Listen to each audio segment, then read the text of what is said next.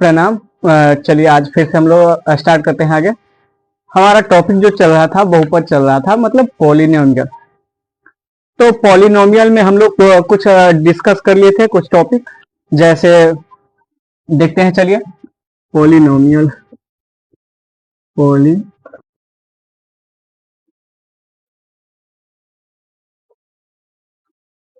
हमारा टॉपिक चल रहा था पॉलिनोमियल मतलब बहुपद।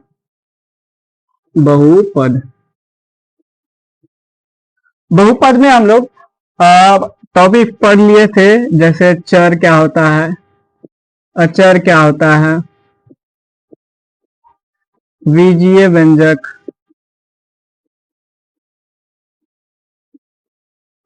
व्यंजक।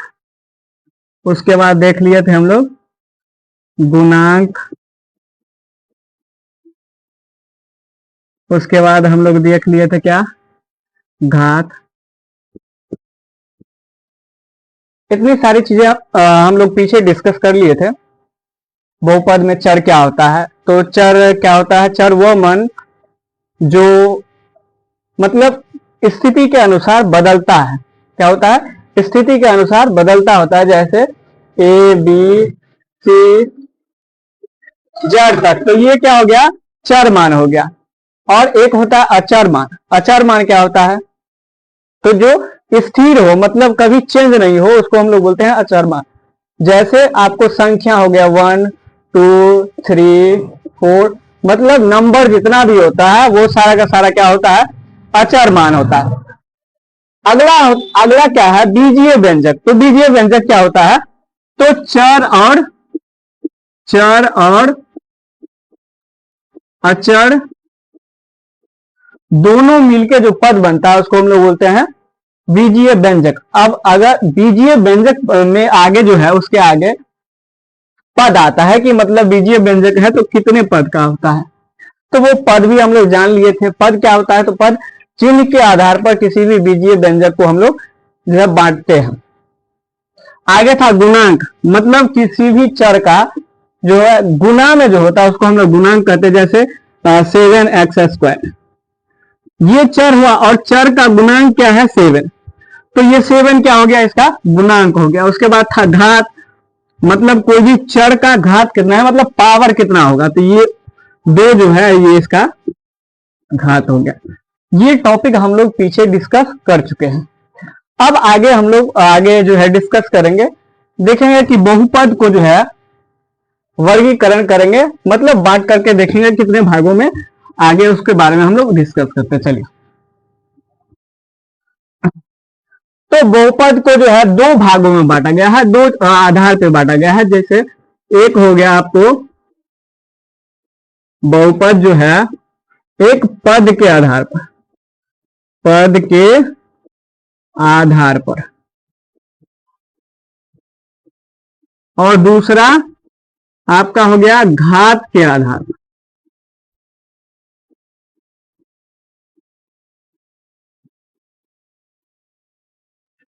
बहुपद को 2 भागों में बांटा गया है, एक तो है पद के आधार पर, एक घात के आधार पर।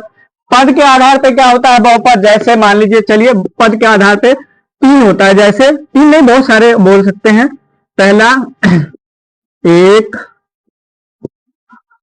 पदी बहुपद, बहुपद। दूसरा होता है द्विपदी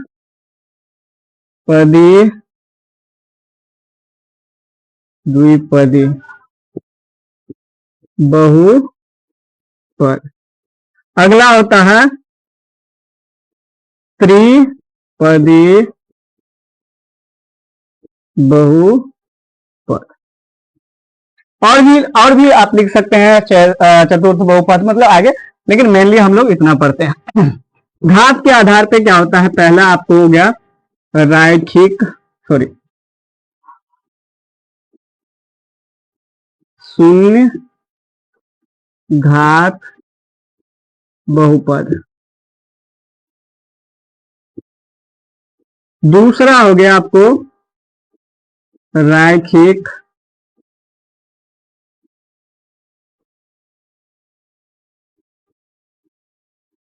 बहु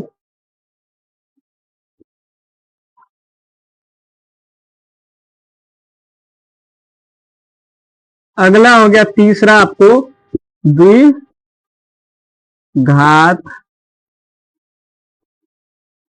बहुपद ना। अगला हो गया आपको त्रिघात बहुपद। तो ये जो है बहुपद को जो है दो आधार पे, पद के आधार पे और घात के आधार पे है।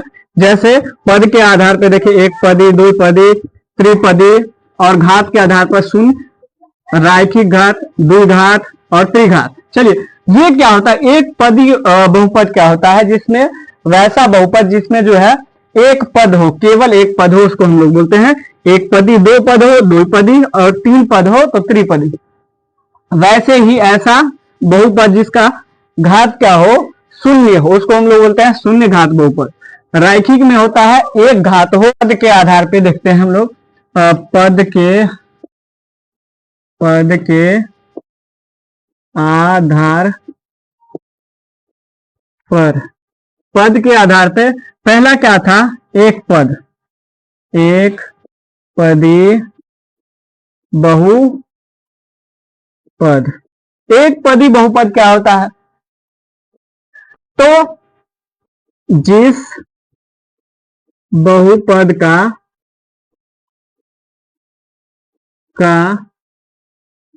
पद केवल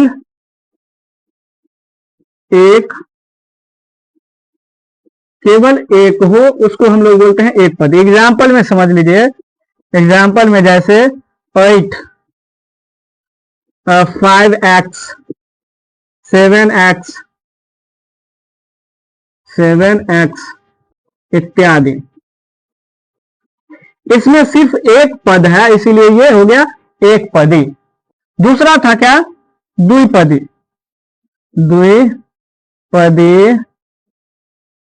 बहुपद।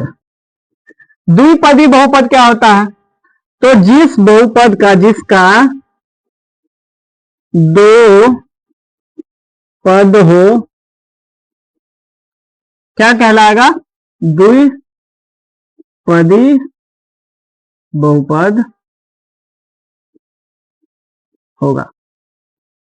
मतलब जिस बहुपद का दो पद हो उसको हम लोग बोलेंगे द्विपदी। जैसे एग्जाम्पल में समझिए कि 3x minus 5, 5x plus 3, 6x square plus 1/4 इत्यादि। इसमें देखिए हर एक बहुपद में दो पद है, यहां पे देखिए एक और एक, ये दो पद हो गया, यहां पे भी एक, तो ये हो गया द्विपदी। अगला है त्रिपदी बहुपद। ये त्रिपदी बहुपद क्या होता है, तो जिस बहुपद का पद जो है तीन होगा, जिस बहुपद का पद तीन होगा, जिसका पद तीन हो, त्रिपदी कहते हैं। मतलब वैसा बहुपद जिसका पद क्या हो, तीन हो।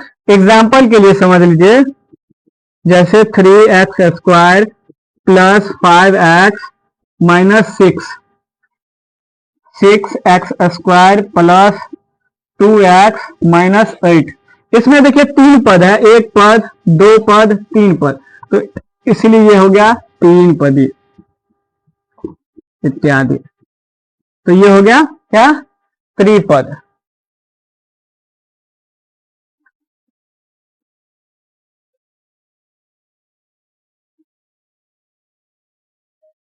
चलिए तो हम लोग पद के आधार पे देख लिए, जो है पद के आधार पे बहुपद देख लिए। अब आगे हम लोग घात के आधार पे देखेंगे, क्या, घात के आधार पे। चलिए इसी को हम लोग मिटा के आगे देखते हैं। घात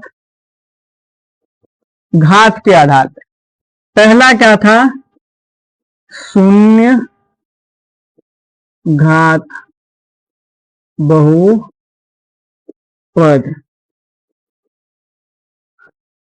जिसका, ऐसे लिखिए, जिस बहुपद का घात शून्य हो, जिस बहुपद का घात क्या हो, शून्य हो, उसको हम लोग बोलेंगे, जैसे एग्जाम्पल में समझ लीजिए x के पावर 0, है ना। तो ये क्या हो गया, शून्य घात। जैसे 1 क्या हो गया, शून्य घात। तो 1 को लिख सकते हैं ऐसे x के पावर 0, तो ये हो गया शून्य घात। चलिए दूसरा क्या है, तो रैखिक बहुपद, मतलब इसको बोल सकते हैं रैखिक घात बहुपद जिसका घात क्या हो, जिसका घात एक हो,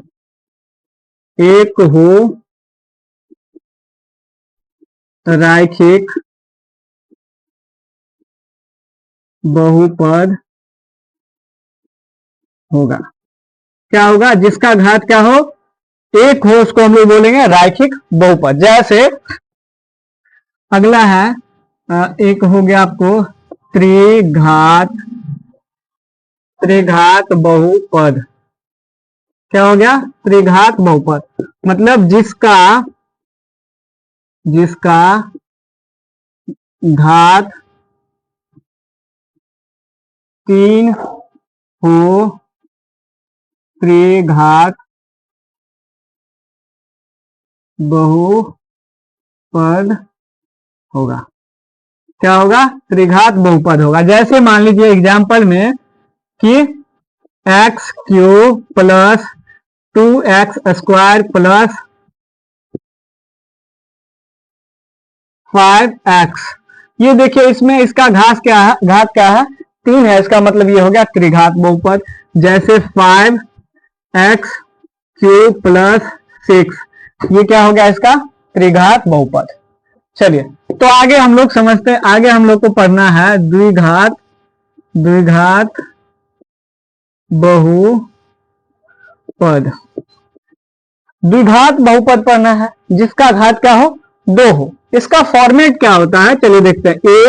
ax square plus bx plus c, ये क्या होता है, इसका जो है फॉर्मेट होता है। जैसे एक एग्जांपल में देख लीजिए, 3x square plus 5x plus 8। अब इसमें कैसे पता चलेगा हमें कि a कौन सा है, b कौन है, c कौन है, कैसे पता चलेगा। तो एक्स स्क्वायर का गुणांक जो होगा, एक्स स्क्वायर का गुणांक क्या होगा, तो वो कहलाएगा क्या, ए। क्या कहलाएगा, ए। जैसे 3 एक्स का गुणांक क्या हो जाएगा, वो बी। जैसे क्या हो गया आपको 5, और जो अचर पद हो वो क्या कहलाता है, सी। इसका हो गया आपको 8। तो ये हो गया द्विघात बहुपद। और द्विघात बहुपद में जो है एक्स स्क्वायर का गुणांक को क्या बोलते हैं, जो है एक्स का गुणांक क्या होता है, बी का ये सी का मान क्या होता है, ये चीज हम लोग देख चुके। चलिए अब आगे आएंगे। तो आगे जो है इसमें आपको एक होगा पॉइंट शून्यक। क्या, शून्यक। शून्यक क्या होता है, तो चर का वह मान जो पूरे बहुपद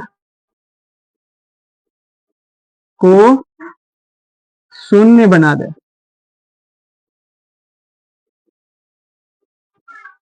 मतलब कि ऐसा चर का वह मान जो पूरे बहुपद को क्या करे, जैसे हमारे पास है